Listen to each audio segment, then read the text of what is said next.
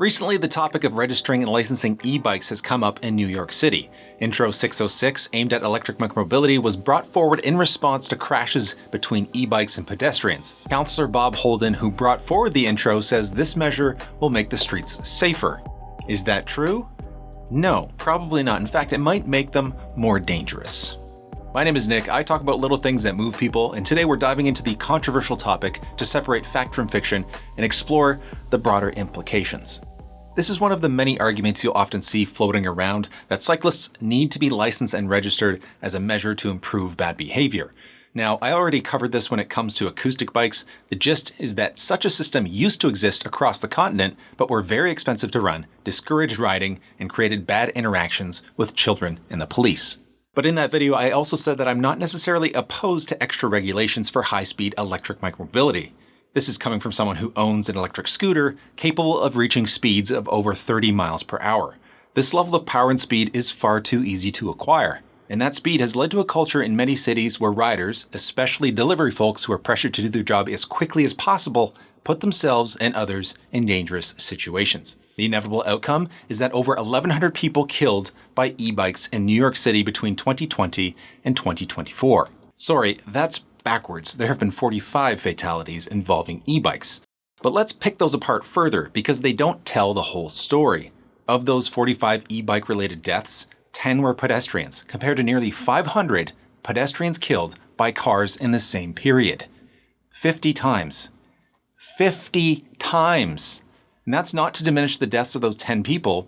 That number should be zero. But I want to give you context to emphasize the fact that this bill is not about safety. It's anecdote-fueled culture war, because the folks supporting it have shown time and time again that they are opposed to measures that are proven to make the streets safer for everyone. We need our cars. But with that primer, let's actually look at why this won't make the streets safer and what we can actually do to curb reckless riding in our streets. Under the bill, every bicycle with electric assist, electric scooter, and other legal motorized vehicle shall be registered with the Department of Transportation and provided a distinctive identification number and displayed on a license plate. The rationale being, since riders will be identifiable, the threat of accountability will improve behavior. The problem? There isn't actually any evidence to this claim. If it held any water, we would have far fewer deaths and injuries from people driving cars. Even Holden's claims are dubious. I couldn't find any credible data to back this up. In fact, there is basically no data on the matter, like none. Not just talking about Denmark and the stats that Holden brought up, but like anything at all from any country. But it's not inconceivable that such a provision may make riders more accountable after an incident, but we know that alone is relatively ineffective at preventing crashes. It's relying on enforcement that, if you pay attention to what's going on in New York, you'll know it's incredibly ineffective at the best of times, with rampant blocking of plates on cars, unlicensed mopeds on bike paths, and countless miles of blocked bike lanes. It doesn't exactly inspire confidence, especially when high-speed electric micromobility is already illegal according to the laws. But even if you were to ramp up enforcement, it can actually lead to worse outcomes. Jessie Singer covers this counterintuitive phenomenon beautifully in her book, There Are No Accidents, citing studies that show cities which spend more on police, blaming people and their behavior, had a 23% higher rate of accidental death than the ones that spent less. Which is to say, the city could spend $19 million to implement a system that could actually make the problem worse. And another negative in the enforcement department is a bit more sinister. It will make it possible for cyclists, whether or not they are riding an e-bike, whether or not they have broken a law, to be stopped just to check if they have registration. Some argue that this is a revival of stop and frisk, which would disproportionately affect minorities. And I think it's worth noting how this bill differs from e-bike registration programs from around the world. It's not just targeting high-powered vehicles like my scooter. It's a blanket provision that also includes low-speed e-bikes, rental scooters, and would theoretically require electric-powered accessibility scooters and maybe even your kid's powered toy car to be licensed and registered. Programs in the Netherlands, Germany, and Denmark, for example, specifically target speed pedelecs capable of reaching speeds above 25 kilometers per hour up to 45. But the bill in New York creates friction across the board, which will lead to fewer people riding, whether that be the person who can't be bothered to get that scooter they rode on occasion registered, or someone who is thinking about getting a Class 1 e-bike but was put off by the extra steps. Not to mention this often means more people choosing to drive, which typically makes traffic worse, and as we know, is more dangerous than e-bikes for pedestrians. But anyway, this reduced ridership stifles the effect known as safety in numbers, a concept that implies cyclists and pedestrians are safer due to their increased presence on the streets. If you live somewhere with a lot of cyclists, you're not only more likely to physically see them, but you are more likely to expect them and take precautions to avoid conflict. So all of that, not great, to maybe, potentially, probably not make the streets safer. But the good thing is there's actual data-backed solutions that make the streets safer. And you know what the first one is? Infrastructure. Actually, I think I might have done that backwards. Infrastructure. Infrastructure influences the ways we move around our cities more than anything. Wider streets encourage us to speed, giant crossings make it dangerous for pedestrians, and in the absence of a safe place to bike, riders often choose the sidewalk. But conversely, we can curb speeding by narrowing streets, increase safety for pedestrians at intersections with daylighting, and keep cyclists off sidewalks by building safe spaces for them on our streets. Back to that quote from There Are No Accidents, cities who spend more on policing have worse outcomes, but the ones that spend more on roads, correcting the dangerous conditions, had a 14% reduction in accidental death than the others.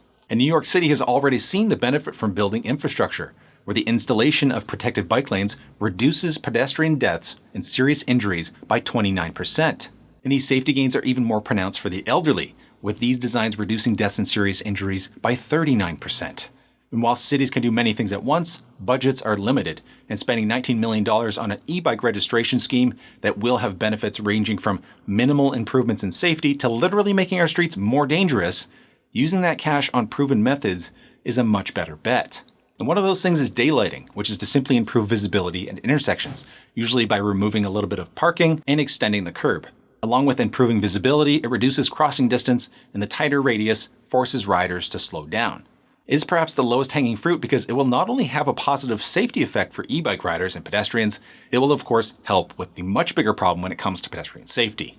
And you don't even have to go to Europe for great examples of this. Just over the Hudson in Hoboken, New Jersey, they have gone nuts with low-cost daylighting by using flex posts and paint, which has contributed to Hoboken reaching Vision Zero. They have had no traffic-related deaths in over 7 years.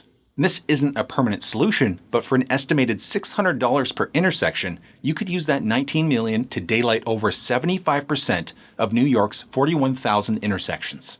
Thankfully, there is a bill that would require the Department of Transportation to daylight a minimum of 1,000 intersections a year. But it's one of those things that the supporters of the e-bike registration have opposed. We need our cars. But there are other solutions outside of infrastructure, like the one proposed by a state senator. This legislation would require the registration and licensure of e-bikes, which are used for commercial purposes, and directs the cost of violations to the employer of commercial riders, allowing us to hold them accountable without discouraging casual use of electric micromobility. And lastly, is registration. And you might be thinking, hey Nick, isn't this video about why e-bike registration isn't a good idea? And yeah, that's true. However, I think a registration scheme could be appropriate, but not this one. Instead, take the lead from countries that have already figured this out. For example, the Netherlands. If you want an e-bike that is capable of going over 25 kilometers per hour, you need to be over 16, have a moped license, get registered, display a plate, and wear a helmet. I think that's reasonable. That friction and expense of registering the high-powered e-bike nudges people towards the less powerful ride, the safer ride. If you want that power, pay the fees, take a course, and be accountable for that extra power. However, that is so low on the priority list and is something that should be accompanied by an overhaul of infrastructure in basically every North American city. And if you could only choose one, it's infrastructure every day of the week. So, e-bike registration can help grow a safer micromobility culture, but this one in New York, it ain't it. It's a ham-fisted attempt to push back on the current active transportation movement that is literally feelings over facts that does not aim to address the root causes. Until we build our cities to be places for people, such a system will simply cost us more, stifle the growth of micromobility, and at best, will have a modest impact on safety. But that's it. Let me know what you think in the comments below, and consider joining my Patreon for free to watch my content with 0 ads. With that, my name is Nick. Thanks for watching.